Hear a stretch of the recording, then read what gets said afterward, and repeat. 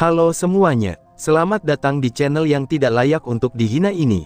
Sebelum kita mulai, atur posisi santainya, seruput kopinya, dan mari kita berkhayal.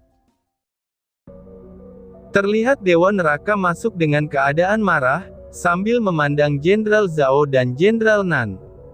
Di saat dia akan masuk, dia mendengar kalau ketiga jenderal sangat memperhatikannya. Tapi baru saja saat dia merasa terharu, semua itu langsung hancur dengan ucapan yang dilontarkan oleh Jenderal Nan. "Teman lamaku, apakah kamu sudah pulih?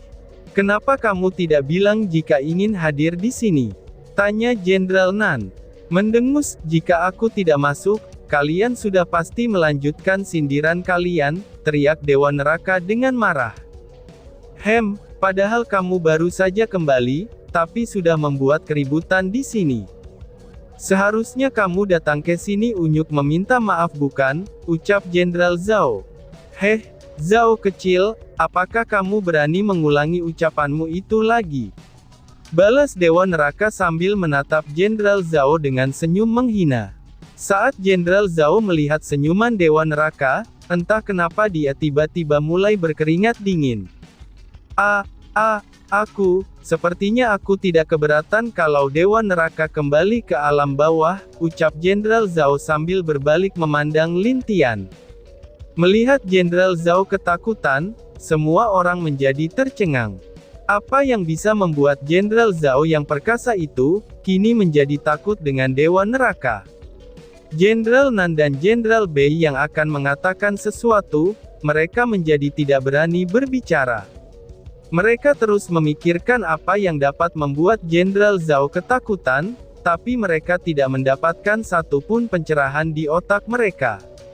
"Ayolah, saudaraku, kenapa kamu takut dengan dia? Kita ini bertiga, dan dia hanya sendirian," ucap Jenderal Bai. "Itu benar, ayo kita lawan dia. Mari kita lihat, apakah dia masih bisa mengalahkan kita," ucap Jenderal Nan yang membujuk Jenderal Zhao, tapi jelas-jelas Jenderal Zhao tidak peduli dengan rayuan mereka berdua. "Sial, aku baru ingat. Kalau pria ini mengatakan hal memalukan itu di depan semua orang, nyawaku pasti akan melayang," pikir Jenderal Zhao dengan penuh keringat. "Ayolah gemuk kecil, kamu masih beranikan melawan kakak ini. Apakah kamu tidak ingat, siapa yang membuatmu menjadi gagah dan setampan sekarang, gemuk kecil?" ucap Dewa Neraka. Sontak saja, ucapan Dewa Neraka ini membuat orang terpana. Mereka bingung siapa yang disebut gemuk kecil, tapi semua ini langsung terjawab, itu saat mereka melihat kalau Jenderal Bei tampak gemetar di hadapan mereka semua. "Sial, ternyata dia masih ingat itu," gumam Jenderal Bei. "Ayolah, apakah kamu tidak ingat kalau kamu itu pernah," ucap Dewa Neraka. "Ayolah saudaraku, aku tadi itu bercanda. Setelah ini selesai, mari kita minum bersama-sama," balas Jenderal Bei, dan buru-buru menghentikan Dewa Neraka untuk melanjutkan ucapannya tadi. Karena jika Dewi Bunga tahu, kalau dia pernah mengintip beberapa bidadari di alam bunga saat sedang mandi, sudah pasti dia akan diburu oleh semua bidadari langit dan juga istrinya. Setelah dia tertangkap, mereka pasti menggantungnya sampai mati saat itu juga. Itu bagus. Tapi aku juga tidak tahu, apakah Jenderal Nan yang hebat itu sadar, kalau dulu dia itu pernah, ucap Dewa Neraka. "Ayolah saudaraku, kamulah yang terhebat dan terkuat. Mari kita lupakan saja masalah ini, dan bersama-sama kita menatap masa depan," ucap Jenderal Nan yang benar-benar takut kelakuan buruknya terbongkar. "Aku puas dengan sikap kalian ini, kalian adalah saudara yang baik," ucap Dewa Neraka. Lin Tian hanya terdiam, di saat dia melihat betapa mudahnya Dewa Neraka menaklukkan ketiga jenderal itu. Awalnya dia ingin melihat apa yang akan terjadi di antara keempatnya, dan itu sudah pasti akan sangat menarik. Tapi sayangnya, ketiga jenderal langsung takluk di tangan Dewa Neraka dengan begitu mudahnya. "Apakah ada masalah?" tanya Lin Tian saat melihat Mo Gui sedang mengerutkan keningnya. "Buruk, mereka sudah bergerak," jawab Mo Gui. Kalau begitu aku akan pergi. Tapi Tuan, Mo Gui tampak sedikit ragu, apakah dia harus mengatakan informasi lainnya kepada Lin Tian atau tidak. Tapi dia terpaksa melakukannya, karena sekarang bukan saatnya untuk ragu. Lalu Mo Gui yang mendapatkan informasi dari roh api, awalnya memang ada pasukan dewa penghancur yang datang ke alam api. Tapi mereka semua berhasil dimusnahkan oleh beberapa pemuda yang tidak jelas asal-usulnya, dan roh api juga tidak tahu siapa mereka. Tapi karena dia merasakan kekuatan dua dari mereka sangatlah kuat, maka dari itu roh api tidak menampakkan wujudnya. Lin Tian terdiam setelah mendengarnya. Lin Tian sudah menduganya, kalau pemuda yang baru saja dikatakan Mo Gui ini, mereka pastinya adalah 6 berandalan itu. Tapi Lin Tian tidak akan memberitahu siapapun. Karena jika para istri saudaranya itu tahu kalau mereka berada di alam api, maka sudah pasti alam api akan jadi tempat perang bagi para istri saudara-saudaranya itu. Xianling, apakah ada tempat yang masih terjadi peperangan, atau mungkin tempat yang kamu tebak sebagai markas orang-orang ini? Tanya Lin Tian. Tidak Kaisar, jika mereka memiliki markas tersembunyi, seharusnya tempat itu sangatlah berbahaya. Karena tempat itu jarang ditemui oleh orang lain, dan tempat itu juga benar-benar sudah dilupakan, jawab Xianling dengan wajah serius. Tempat yang terlupakan, apakah di alam langit ada tempat seperti itu? Tanya Lin Tian kepada 3 jenderal. Aku sendiri belum pernah mendengar tempat seperti itu. Setahuku kalau di negeri langit tidak ada tempat yang berbahaya, atau tempat yang belum dijelajahi. Karena sejak dulu, alam langit telah benar-benar sepenuhnya dijelajahi oleh para leluhur, dan juga Kaisar Langit yang pertama, jelas Jenderal Zhao sambil mengingat-ingat, apakah ada tempat yang seperti itu di negeri langit.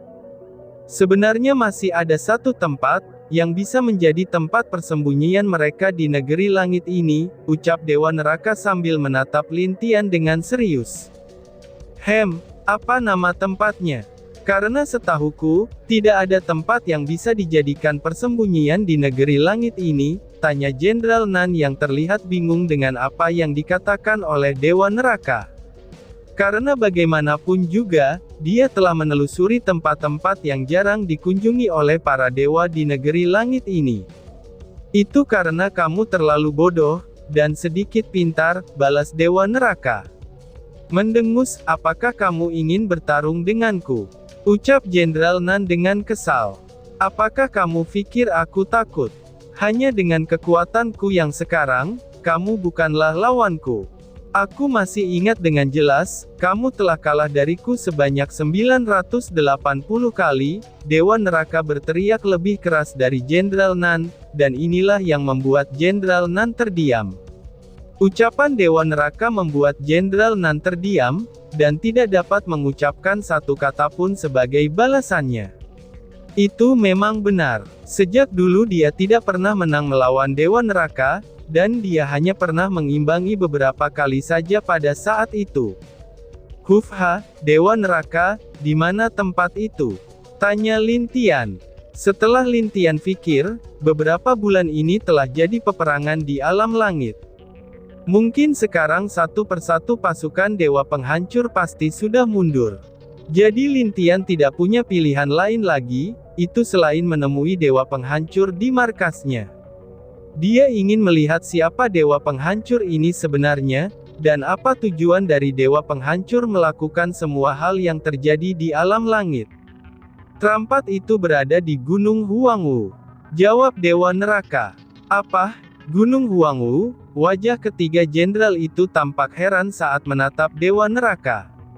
Gunung yang dikatakan Dewa Neraka ini hanyalah gunung biasa, yang terletak jauh di sebelah barat negeri langit. Tempat itu sangatlah tandus, dan di sana ada satu gunung berapi aktif, tapi tidak memiliki efek apapun meskipun gunung itu meletus. Apakah kalian pernah pergi ke dalam lahar gunung tersebut? Tanya Dewa Neraka sambil menatap ketiganya dengan marah. Apa maksudmu? Tanya Jenderal Nan. Sepertinya kalian tidak pernah pergi ke sana bukan? Kalian itu masih terlalu bodoh.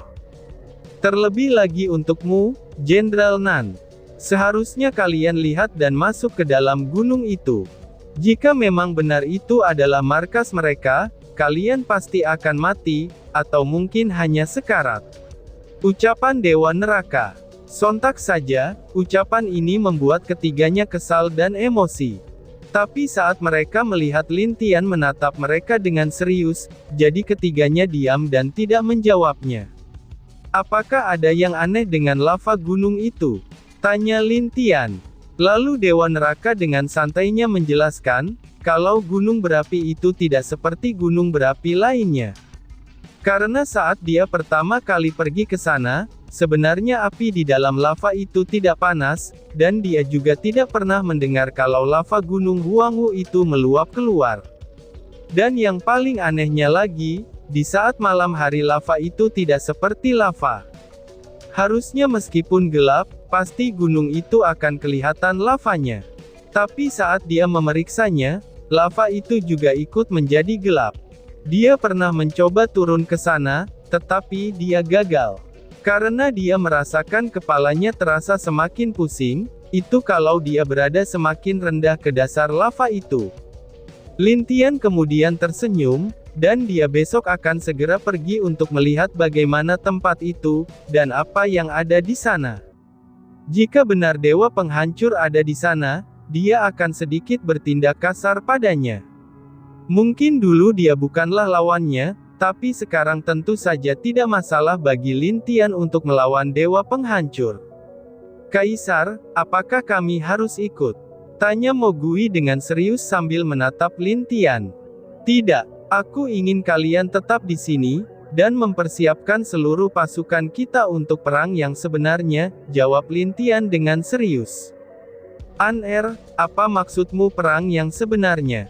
Tanya Ying Huan dengan serius juga sambil menatap anaknya itu. Perang ya perang Bu, karena aku telah menghancurkan portal dimensi orang itu, tapi aku yakin tidak akan lama dia akan siap menciptakan lagi portal yang baru. Jadi sebelum pasukan mereka datang ke dunia dewa, biarkan kita yang datang mengunjungi mereka terlebih dulu. Balas Lin Tian. Lin Tian menjelaskan itu dengan senyum di wajahnya, tapi ada keseriusan yang jelas di matanya saat menatap ke depan. Dewa Kegelapan dan para dewa penguasa lainnya yang masih berada di sana pun mengerti, kenapa Lin Tian bermaksud untuk menyerang mereka duluan sebelum mereka yang menyerang dunia dewa. Lin Tian bermaksud untuk berperang di tata surya itu, karena di sana tidak ada makhluk yang hidup. Jadi, mereka bisa dengan leluasa menggunakan kekuatan penuh mereka di sana. Baiklah, sampai di sini dulu pertemuan kita.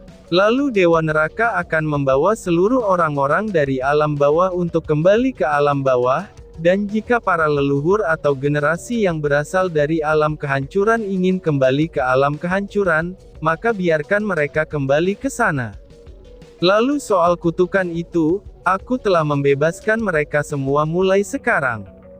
Dan terimalah mereka kembali dengan tangan terbuka, ucap Lin Tian sambil menatap seluruh penguasa yang benar-benar setia kepadanya. Terima kasih atas kemurahan hatimu Kaisar, semua penguasa memberi hormat kepada Lin Tian karena sifat pemaafnya itu. Tidak perlu berterima kasih, kita semua adalah keluarga. Dan juga, aku sangat pusing kalau harus mengurusi suku patung batu suci yang bodoh itu. Jadi aku hanya bisa berharap kepadamu saja Paman, ucap Lin Tian sambil menatap Dewa Neraka. Dewa Neraka yang mendengar nama suku patung batu suci itu langsung tercengang. Dia tadi lupa, karena dia senang tentang masalah itu. Suku patung batu suci adalah suku terbodoh, yang dulu ditempatkan oleh Kaisar Langit terdahulu di sana. Walaupun begitu, dia sendirilah yang paling menginginkan mereka berada di sana. Sepertinya hidupku tidak akan mudah lagi jika harus kembali ke sana, ucap Dewa Neraka dengan sedih. Saudaraku, kamu pasti bisa. Kami mendukungmu secara penuh, ucap Jenderal Nan yang terlihat menghina Dewa Neraka. Ini sudah jelas, keslau dia sedang bahagia dengan nasib malang Dewa Neraka. Sial, sepertinya kamu sangat bahagia di atas penderitaan orang lain, ucap Dewa Neraka. Akibatnya, kedua orang itu langsung ribut lagi di sana, dan ini membuat Lin Tian dan Lin Dong hanya bisa menghela nafas. Kepala mereka berdua pusing melihat tingkah konyol keduanya itu. Sudah, jangan bertengkar. Begini saja, biarkan Jenderal Nan ikut denganmu untuk beberapa tahun ke depan, dan membantumu mengurus istana pengadilan. Bukankah itu lebih baik sebagai saudara? Kalian bisa minum teh selama beberapa tahun ke depannya bersama-sama, ucap Lin Tian sambil menatap Jenderal Nan dengan mata tajamnya. Tapi Kaisar, aku ini sudah tua dan tidak cocok tinggal di sana. Jadi biarkan anakku saja yang pergi ke sana. Bagaimana menurut Kaisar? Dia itu masih muda, dan memiliki kejeniusan yang lebih tinggi dariku, ucap Jenderal Nan yang mencoba lari dari tanggung jawab itu. Dia juga tahu sangat jelas jika ada hubungannya dengan suku Patung Batu, maka tidak akan ada yang dapat bertahan dengan mereka walaupun hanya 1 hari saja. Bagus. Kaisar memang yang terbaik dan mengerti dengan diriku. Saudaraku, mohon bantuanmu untuk beberapa tahun ke depan, hahaha. Ucap Dewa Neraka sambil tertawa puas saat melihat nasib sial Jenderal Nan. Tapi dia tidak merasa kasihan dengan Jenderal Nan, karena bagaimanapun juga dia mendapatkan teman untuk mengurus suku Patung Batu bodoh itu. Pergilah, temani dia untuk beberapa tahun ke depan. Meskipun dia terlihat bahagia sekarang, tapi hatinya masih merasakan sakit akan kehilangan seluruh saudaranya. Jika dia sendirian di alam bawah, itu hanya akan membuat dia terus merasakan kehilangan.